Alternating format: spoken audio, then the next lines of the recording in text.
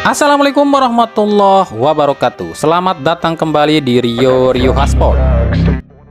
PSSI resmi kirimkan surat protes pada AFC soal indikasi kecurangan wasit dan petugas VAR saat laga Indonesia versus Irak, terutama soal gol kedua Irak yang benar-benar offside tapi tak digubris oleh wasit asal Uzbekistan. Hal ini disampaikan oleh asisten manajer timnas Endra Irawan usai Indonesia lawan Irak. Setelah pertandingan kita resmi protes keras pada AFC terkait disahkannya gol kedua Irak. Kita sudah resmi melayangkan form protes dan diserahkan langsung ke match komisioner seusai pertandingan, ujar Endra Irawan. Lalu apakah ini berguna? Jawabannya tidak, 100% tidak. Kenapa demikian?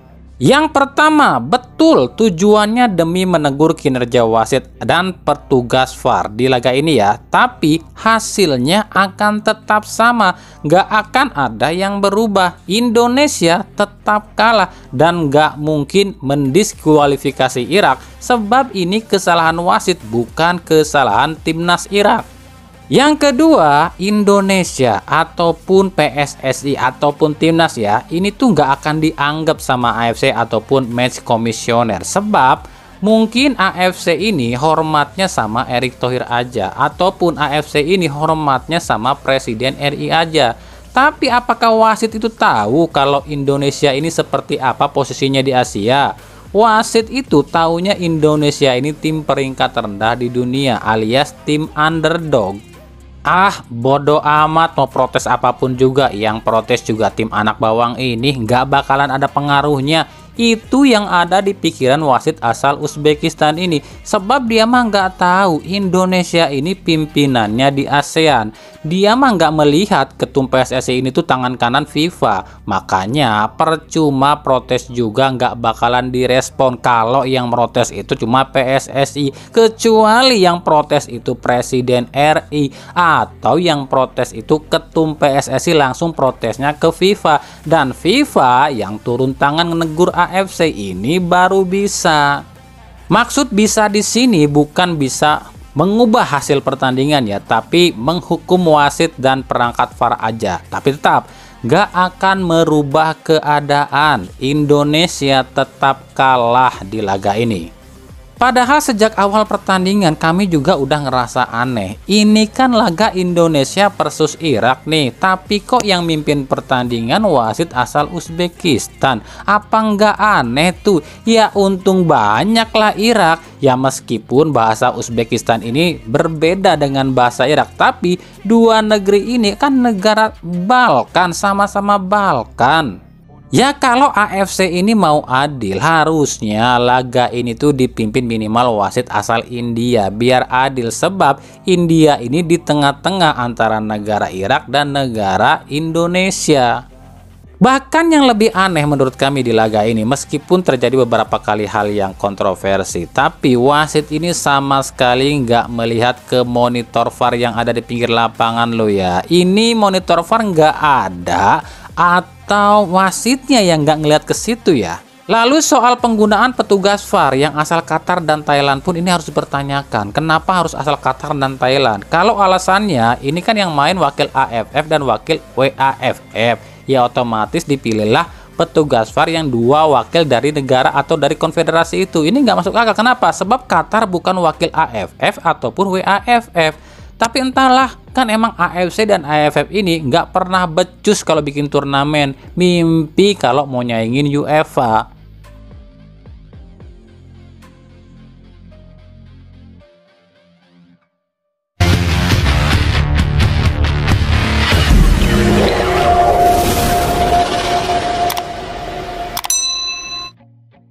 Saat berita ini dibuat Selasa 16 Januari 2024 pagi, 3 wakil ASEAN semuanya kalah ya, kecuali Thailand yang menang 2-0 atas Kyrgyzstan.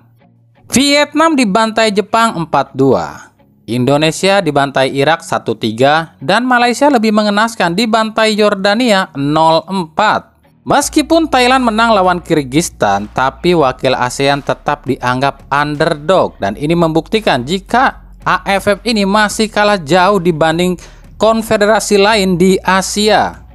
Lalu kenapa sih tim-tim atau wakil-wakil dari ASEAN ini seolah nggak berdaya kalau main di level Asia? Jangankan dunia, level Asia aja seolah kesulitan. Yang pertama Vietnam. Vietnam saat ini udah nggak dilatih lagi sama Park Hang-seo, sehingga udah nggak ada gregetnya.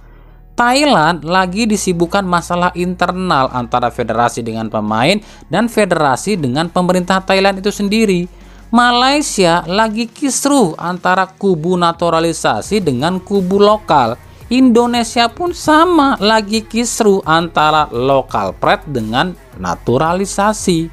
Jadi 4 wakil AFF atau ASEAN di Piala Asia ini semuanya lagi dalam kondisi babak belur. Cuma di sini kami mau nyenggol dikit nih sama supporternya timnas Ipin Upin yang kemarin ngakunya ataupun ngejekin timnas Indonesia ini katanya levelnya sama dengan timnas Timor Leste. Timnas Indonesia ini timnasnya badut dan lain-lain. Hello, yang kalah lebih gede siapa ya di laga perdana? Indonesia kalah 1-3 lawan Irak, tapi posisi Irak ada di 63 dunia. Malaysia kalah 0-4 dari Jordania, posisi Jordania ada di 83. Artinya apa? Secara kualitas atau suara peringkat, lawan Indonesia ini lebih berat dong seharusnya. Tapi kalahnya nggak nyesek-nyesek amat lah Indonesia, minimal bisa nyetak gol cuy. Mana tuh 14 pemain naturalisasi yang kalian bawa ke Qatar, yang kalian bangga-banggakan sehingga kalian ngejek timnas Indonesia? Maaf nih ya, kami bukan ngeledekin timnas kalian lo ya.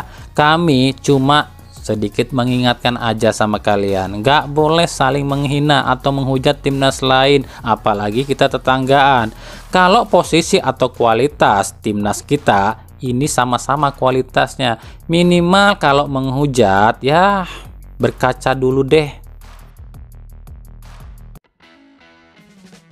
Kita lanjut ke berita klub aja. Kita mulai dari Persija Jakarta. Di tengah sulitnya mendapatkan tanda tangan Matius Pato dan Nguyen Quang Hai, soalnya terbentur dana cuy. Persija kabarnya mengalihkan buruannya pada salah satu top scorer Liga 2 milik klub Nusantara FC, Matius Silva, yang sejauh ini sudah koleksi 14 gol di Liga 2. Apalagi kontrak Silva ini akan berakhir 31 Maret 2024 mendatang dan harganya pun lebih murah dibanding Pato, yakni cuma 3 miliar aja. Sementara Pato harganya ini hampir 7 miliar rupiah alias hampir separuh lebih mahal dibanding harga Matius Silva. Kabarnya manajemen Persija sudah mulai bernegosiasi dengan striker berusia 26 tahun ini agar nggak ada tim lain yang ngedeketinnya musim depan. Silva akan jadi opsi andai Pato nggak bisa digaet dan Almeida ini ditarik lagi ke Arema. Nah terus bagaimana tuh Amengkong Simic? Bisa kagak ngelepasnya? Punya duit kagak buat ngebayar utang ke Simic? Gede loh, kalau ampe sekarang nih mungkin udah ampe 35 eman lah. Duit segono, buat biaya setahun pemain tuh bisa. Nah kalau lu menanyain masalah Simic ini, gak usah nyalain apa-apa. Lu salahin aja tuh sama yang namanya Ferry Paulus. Soalnya permasalahan Simic ini kan zamannya Dien tuh. Kemana duitnya? Kok gaji Simic kagak dibayar? Entu, akhirnya ribet kan?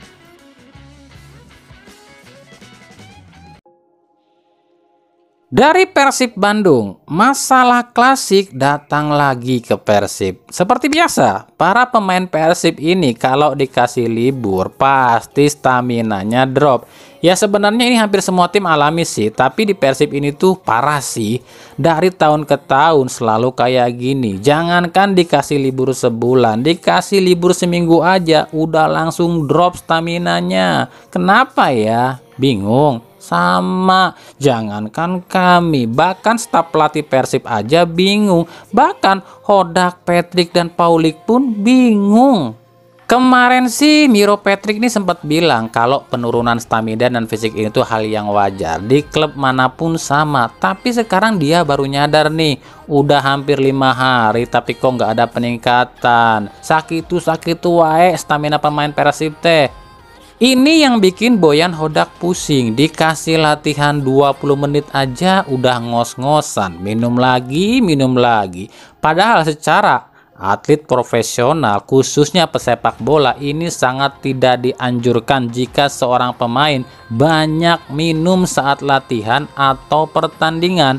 Bahkan di liga luar, pemain bola itu minum itu dimuntahin lagi. Tujuannya apa? Biar cuma ngebasahin mulut sama tenggorokan doang, tapi nggak bikin perut kembung, yang akhirnya bukannya stamina pulih, malah makin lemes. Padahal di Bandung ini cuacanya adem loh, kok jadi cepat drop gini ya para pemain Persib staminanya? Entahlah. Di sisi lain, Boyan Hodak mulai fokus mengasah kemampuan dua pemain muda Persib, yakni Azikri Fadilah, seorang gelandang, dan Faris Abdul Hafiz, seorang bek. Hodak mengatakan dua pemain ini akan dicoba di game internal dan uji coba nanti, meskipun dua pemain ini nggak terdaftar di musim ini. Tapi dua pemain ini diproyeksikan untuk mengantisipasi jika hilangnya Dado musim depan. Dan kemungkinan Kakang Rudianto yang nggak tahu ini nasibnya gimana. Apakah akan ikut perintah kesatuan yakni di Bayangkara FC atau tetap di Persib sesuai kontrak. Aduh, jadi ribet kan gara-gara tim Serif FC. Ini tim ini kok ribet amat ya. Tim-tim lain yang punya anggota atau pemainnya dari anggota polisi akhirnya harus putar otak lagi kan. Lagian kok ada sih tim kayak gini di liga?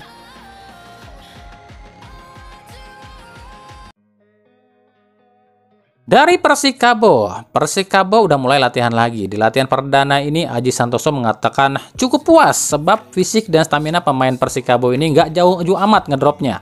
Meskipun di latihan ini sejumlah nama absen seperti Andis Tio yang ada keperluan keluarga, Dimas Derajat yang masih di timnas, dan Syahrul Trisna yang belum balik dari timnas. Nah, untuk Syahrul Trisna sendiri, Aji Santoso memberikan keterangan nih. Latihan perdana ini semuanya oke. Fisik dan stamina pemain pun gak drop-drop amat. Memang ada sejumlah pemain yang absen seperti Andi Setio, Dimas Derajat, dan Syahrul, ujar Aji Santoso. Buat Syahrul belum bisa gabung, soalnya belum datang ke Indonesia. Ya kalau soal cedera atau enggak, ya kita nggak tahu. Tapi ada info, dia sih nggak apa-apa.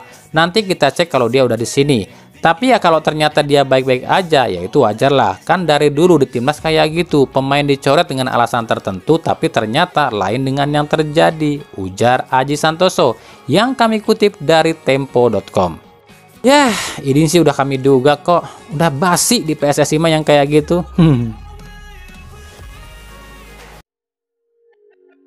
Dari Persebaya, Joseph Gombau harus berterima kasih pada Persebaya. Kenapa demikian? Sebab menurut harian Inggris The Guardian, Aston Villa menerima Gombau sebagai pelatih Aston Villa U21 lantaran di CV-nya Gombau ini tertulis ada nama Persebaya, bukan tim lain, tapi ada nama Persebaya yang membuat Aston Villa ini menerima Gombau. Lah, kok kenapa Persebaya yang lebih dilihat sih sama Aston Villa dibandingkan Barcelona atau klub Eropa lain yang pernah dilatih Gombau? Tentu saja alasan utamanya adalah fanatisme supporter Indonesia yang jadi acuan. Ditunjuknya Gombau jadi pelatih Aston Villa U21. Sebab semenjak Indonesia ini ditunjuk sebagai negara terfanatis supporternya di dunia, banyak klub yang melirik pada supporter Indonesia termasuk Aston Villa. Aston Villa berharap dengan ditunjuknya Gombau yang mantan pelatih Persebaya akan membuat masyarakat atau supporter Indonesia ini sedikit melirik ke Aston Villa, terutama para bonek. Lucu ya, Indonesia ini yang dikejar atau dituju bukan klubnya ataupun timnasnya atau negaranya, tapi fanatisme penontonnya.